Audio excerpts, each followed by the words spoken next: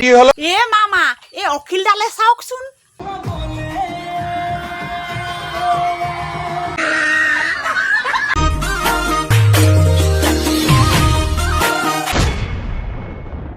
চাৰি তাৰিখটো আমি জানো যে আমাৰ চৰকাৰ হ'বগৈ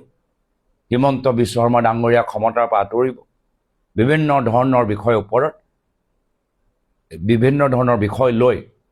তেওঁলোকৰ ওপৰত তদন্ত হ'ব আমিও এটা ৰাজনৈতিক দল হিচাপে কিমান আমি এফআইআৰ দিলোঁ সুনীল ছেত্ৰীৰ ওপৰত যে আক্ৰমণ কৰা গ'ল মীৰা বৰঠাকুৰ ডাঙৰাণী বাৰম্বাৰ অভিযোগ দিছে দেৱব্ৰত শইকীয়া ডাঙৰীয়া আজি তেখেতৰ ষ্ট'ৰ ৰুমৰ লৈ কমপ্লেইনবোৰ দিছে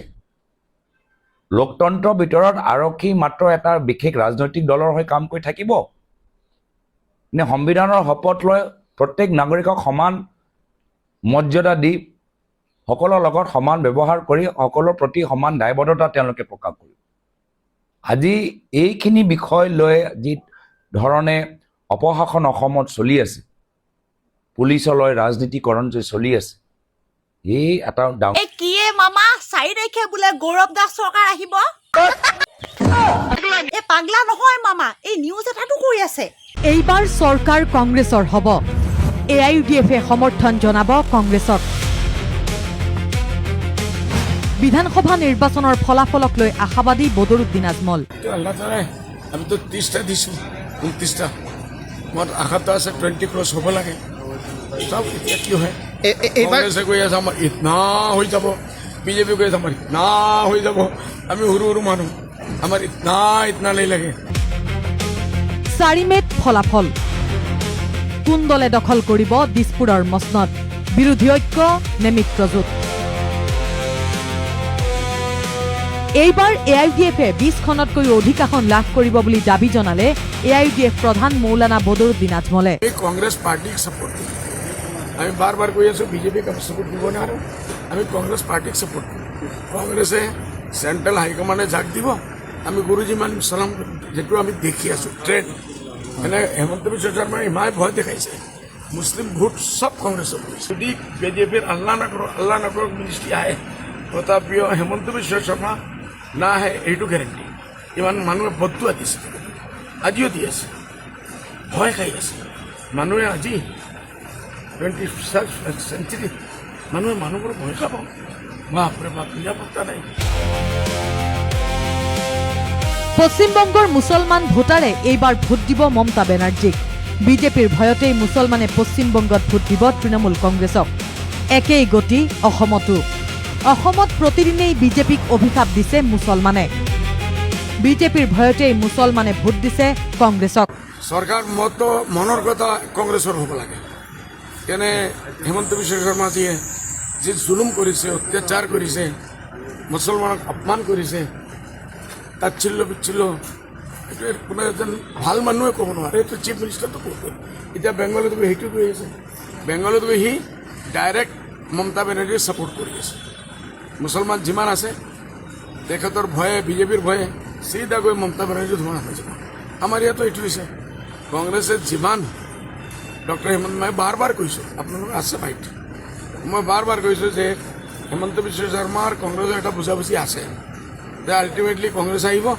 যে কংগ্ৰেছমুখী চব মাৰো মই যে আমি চৰকাৰ গঠন কৰিম এ কি বুলি ক'লে অখিল দা আমি চৰকাৰ গঠন কৰিম অ চৰকাৰ গঠন কৰিব আৰু আমাৰ গৌৰৱ মুখ্যমন্ত্ৰী হ'ব আপোনালোকে মাত্ৰ 4 তাৰিখলৈকে অকণমান সময় ধৈৰ্য ধৰক চৰকাৰ হ'ব 70ৰ পৰা 90খন আসন আমি পোৱাৰ সম্ভাৱনা আছে 70ৰ পৰা 90খন য'ত একেবাৰে হাৰিম বুলি ভাবিছিলোঁ সেইবিলাকতো ভাল ৰিজাল্ট আহিছে আজি পৰ্যালোচনা কৰোঁতে গতিকে পিছে অখিল দা এই গছত কঁঠাল উঠত তেল নৌ খাওঁতে আকৌ চেল বেল আপোনাক কৈছে কি মগজু গণ্ডগোল টকা এ মগজুটো দেখোন ঠিকে আছে ক'তনো গণ্ডগোল হৈছে আপোনাৰ সমান ঠাট্টা আপোনাৰ সমান ফাল্টু আপোনাৰ সমান 2 নম্বৰী আপোনাৰ সমান এ অখিল দা মই 2 নম্বৰী আৰু ক্লাছলেট নহয় 4 তাৰিখে ইলেকশ্যনৰ ৰিজাল্ট দিবহে ৰিজাল্টত যদি আপোনালোকৰ ফলাফল বেয়া আহি যায় তেনেহ'লে কিন্তু মোৰ গাত দুখ নাই দেই অখিল দা মগজু গণ্ডগোল টকা এ অখিল দা আপোনাক কৈছে মোৰ একো হোৱা নাই অখিল দা। এই হিমন্ত মামাই যে পশ্চিমবংগত গৈ কি আলোচনা কৰি আছে বোলে? অকল হিন্দু মুছলমান গৰু খাবলৈ পাবি গৰু খাবলৈ নাপাবি। আৰু আমাৰ হিমন্ত বিশ্ব শৰ্মা যে গৈছে, হিমন্ত বিশ্ব শৰ্মাৰ কথা বাৰ্তা শুনিছেনে নাই? মোৰ হাঁহি উঠে। হেৰ' ভাই, এখন ৰাজ্যৰ মুখ্যমন্ত্ৰী হৈ গৈছা, তুমিতো ভাই দুটা এটা ভাল কথা কোৱা, অকল খালি 2 নম্বৰী কথাবিলাক হিন্দু মুছলমান আমুক খালোঁ তামুক খালোঁ বোলে। আপুনি নিজে কওকচোন যে পশ্চিমবংগত যিটো পশ্চিমবংগ বাঙালী মানুহ ইমান শিক্ষিত, সেইটো ঠাইত গৈ হিমন্ত বিশ্ব শৰ্মাৰ নিচিনা ফুকটীয়া কথাবিলাক কোৱা মানুহ এটাই ফুকটীয়া হয়নে ন প্ৰত্যেকটো কথা? সিও লাজ নালাগেনে এনেকুৱা ধৰণৰ 3rd ক্লাছ 3 নম্বৰী কথা ক'বলৈ, পাতল 2 নম্বৰী কথা ক'বলৈ? ইমান লাজ নালাগেনে? বা ইমান পঢ়া শুনা শিক্ষিত জেগা এটাত গৈ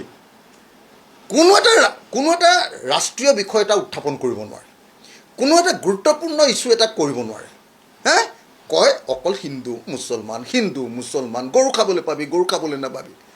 মামা আপুনি সেই পশ্চিমবংগত গৈ এইবিলাকো সমালোচনা কৰিব যাব লাগেনে?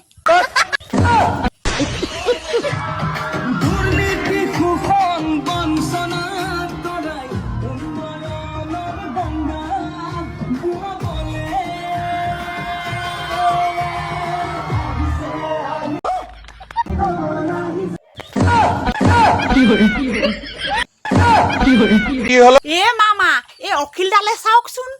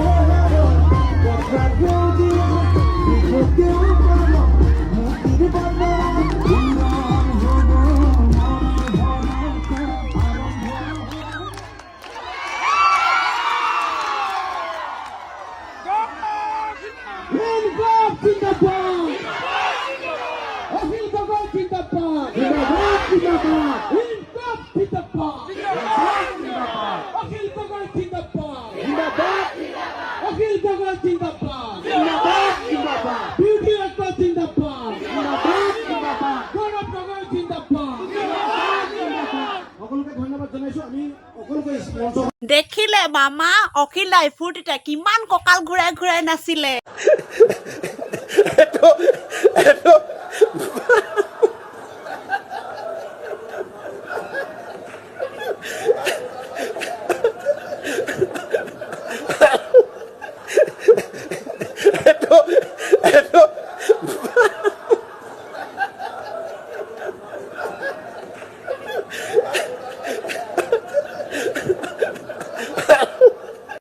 মামা ময়ো ফূৰ্তিতে ৰ'ব নোৱাৰি মাৰি দিলো নহয় এপাক। মামা আপুনি যে সেইদিনা মিটিঙত খুব নাছিলে, ভিডিঅ'টো এবাৰ লগাই দিম নি? কাম নকৰিবা দেই ভুলত। নকৰিবা মানে মামা অকণমান লগাই দিওঁ।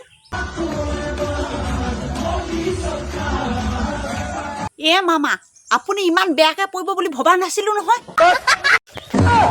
মাৰি ঠেং ভাঙি দিম।